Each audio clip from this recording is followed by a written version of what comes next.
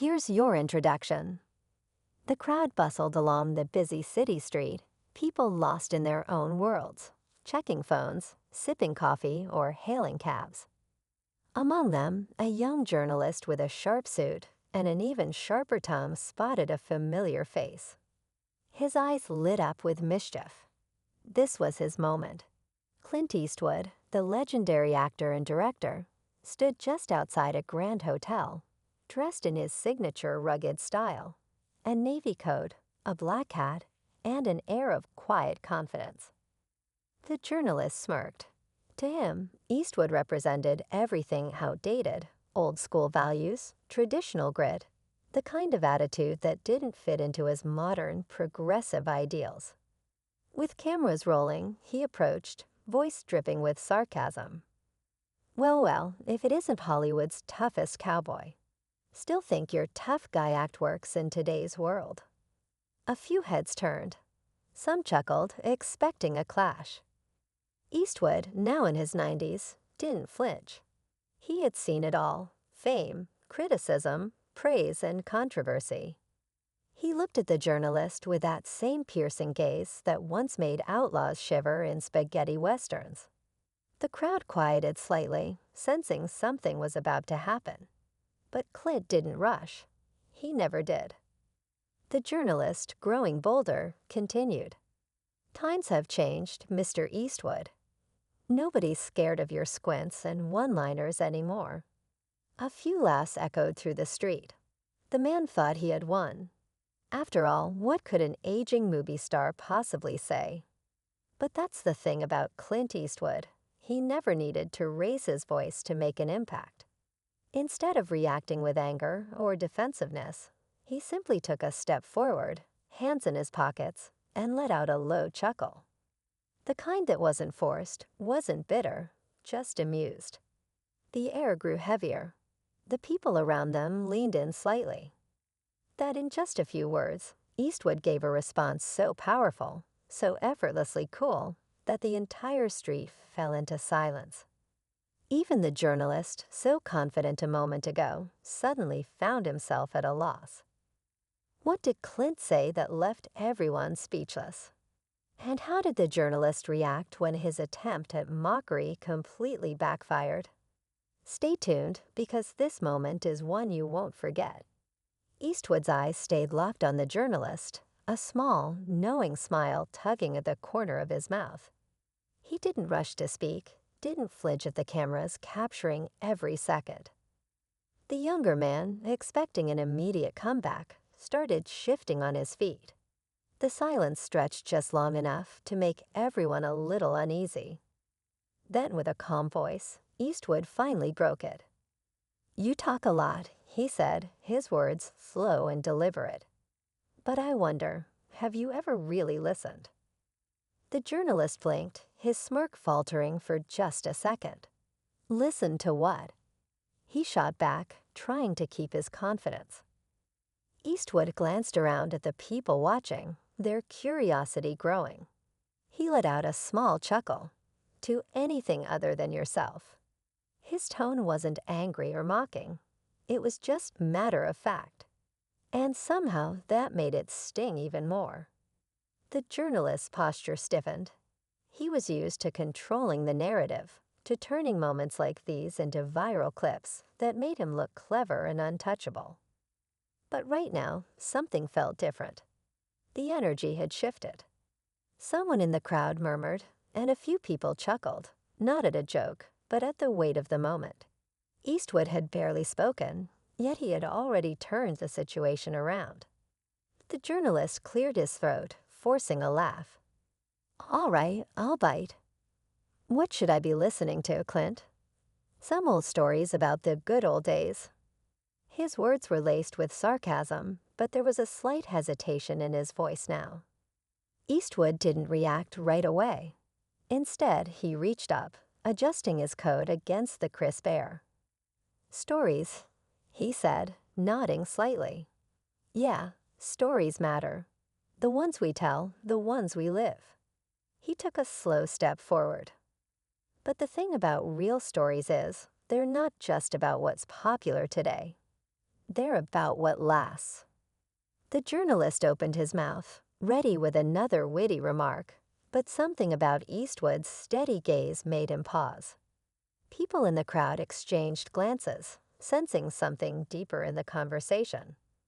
It wasn't just about movies or fame anymore.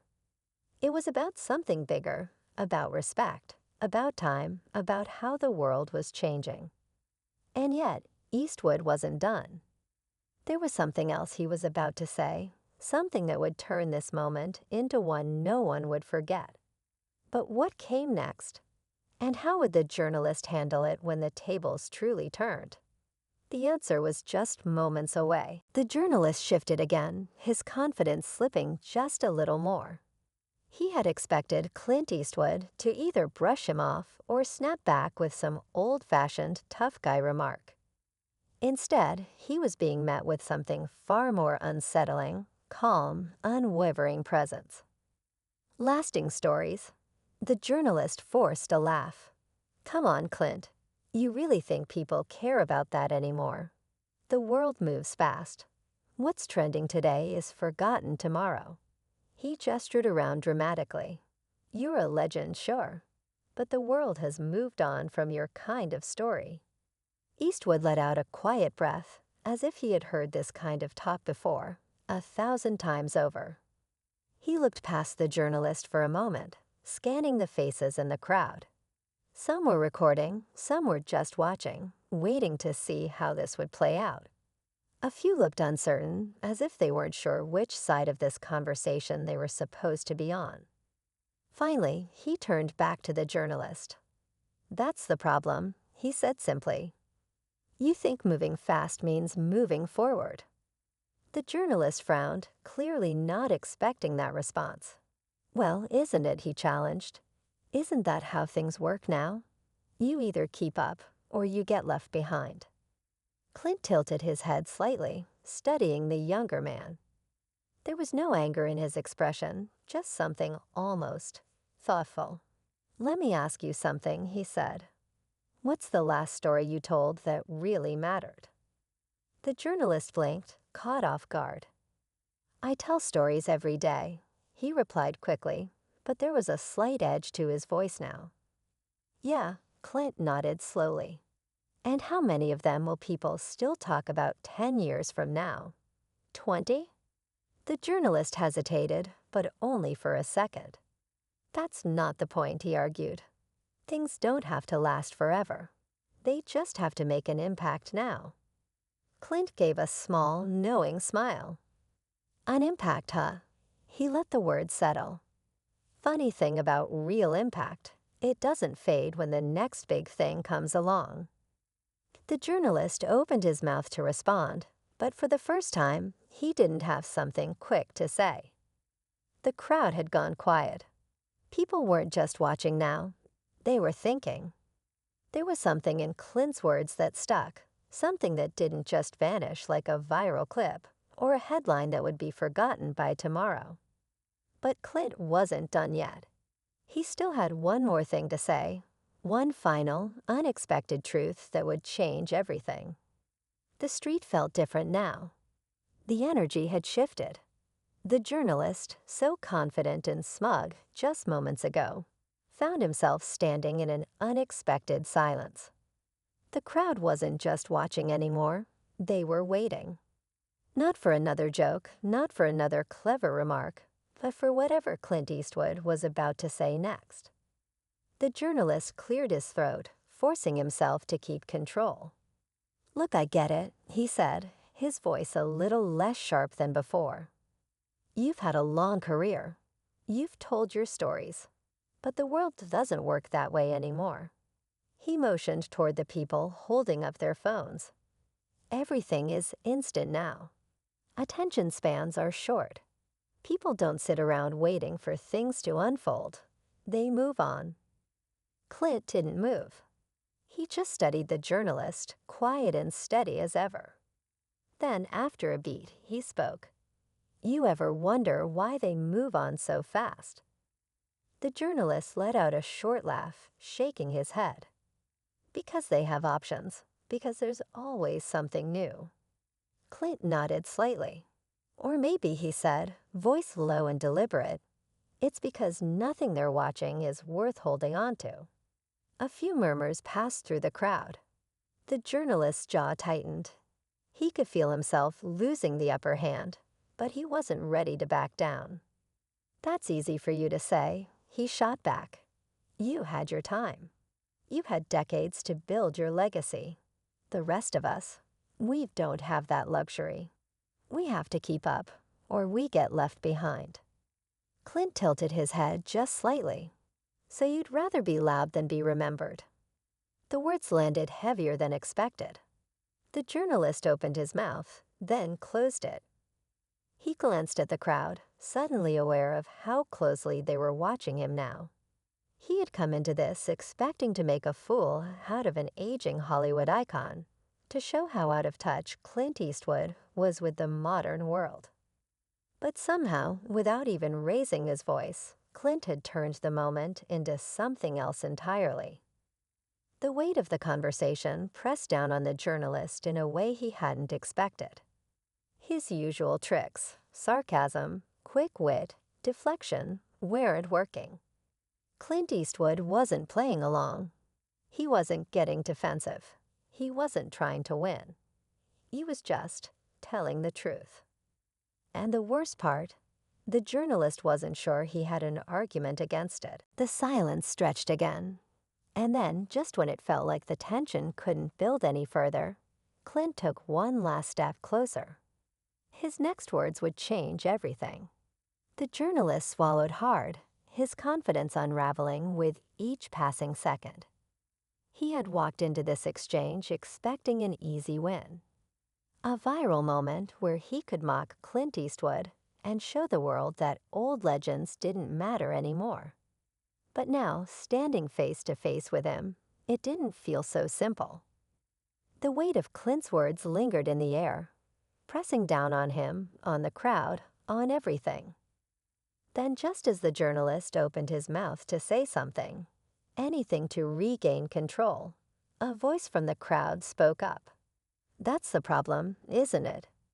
It was an older man, dressed in a worn-out coat, his voice rough but steady. He wasn't recording with a phone. He wasn't laughing. He was just watching, really watching. People like you don't think about what lasts. You just want to be heard, even if there's nothing worth saying. A few heads turned. The journalist's face tensed, not expecting to be called out by a stranger. And who are you exactly? He snapped. The man let out a low chuckle, shaking his head. Just someone who's seen enough to know that loud voices don't always mean strong ones. He looked at Clint, nodding slightly, as if he understood something unspoken between them. Clint stayed quiet, letting the moment breathe. The journalist, however, was growing restless. He needed to turn this around, to get control back before it slipped away completely. He squared his shoulders, forcing a smirk. You know what? Fine. Let's say you're right. Let's say people don't hold on to things anymore. That still doesn't mean your way of thinking wins. If the world doesn't remember what came before, then what's the point? Clint's eyes didn't waver.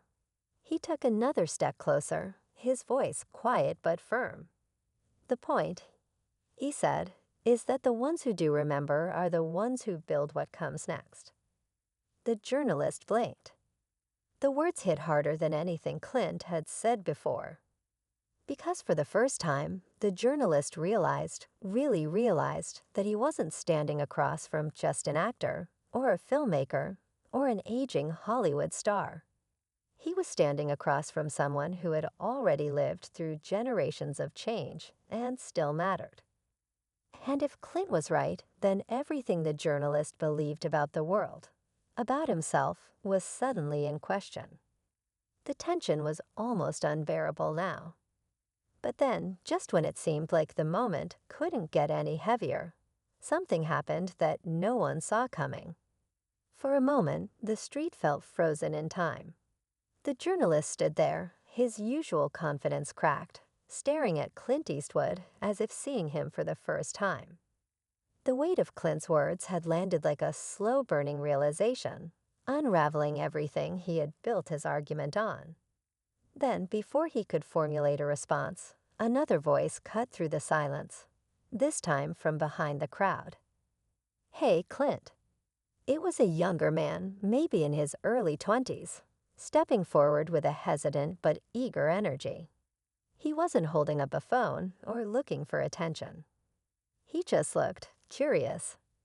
"I grew up hearing about you from my grandpa. He always said your movies taught him something real, about standing for what's right, about not backing down. He said stories like yours last because they mean something. Is that what you're talking about?" Clint turned toward the young man, a small smile touching the corners of his mouth. "Your grandpa sounds like a smart man." The journalist exhaled sharply, shaking his head. "All right, fine," he muttered. "Let's say you're right. Let's say people still care about real stories." His eyes flickered toward the young man before locking back on Clint. "But here's the thing, how much longer do you think they'll care about yours?" The crowd stirred. The challenge was clear. The journalist was trying one last time to reclaim control, to prove that no matter how wise Clint seemed in this moment, time would eventually erase him, just like everything else. But Clint didn't flinch. He simply took a slow step closer, his voice steady as ever. "That's not up to me," he said. "That's up to them." He gestured toward the young man, toward the older gentleman in the crowd, toward everyone who had been listening, not just to his words, but to something deeper. And then, just when it seemed like the moment had reached its peak, the unexpected happened. The journalist, still gripping onto his last thread of defiance, let out a short, humorless laugh. But this time, it wasn't mocking. It wasn't smug. It almost sounded uncertain. "You know," he said, rubbing the back of his neck, "I came here today thinking this was going to be an easy win. Guess I didn't expect to be the one doing all the thinking." Clint studied him for a beat, then gave the slightest nod, as if acknowledging something unspoken. The crowd murmured, the tension shifting into something else, something almost respectful. And just like that, the moment had changed. The journalist looked around, then exhaled, shaking his head again. "All right, Clint," he said, a small, reluctant smile forming. "I'll give you this one." And with that, the unexpected had happened. The critic had become the student, and the legend had proven, once again, why some stories never fade. The journalist let out a breath, his posture relaxing just slightly. The challenge, the tension, the need to come out on top, it all seemed to fade in the face of something bigger. He had come looking for a viral moment, a quick win, but what he got instead was something he hadn't expected. Perspective. Clint didn't gloat. He didn't smirk or throw out some triumphant last words. He simply met the journalist's gaze with a steady look, like a man who had seen these kinds of moments play out 100 times before. "It's not about winning," Clint finally said, his voice quieter now, almost reflective. "It's about saying something that lasts." The words lingered in the air, and for the first time, the journalist didn't try to counter them. He just nodded, as if he finally understood. The crowd, which had been so focused on every word exchanged between them, slowly started to shift.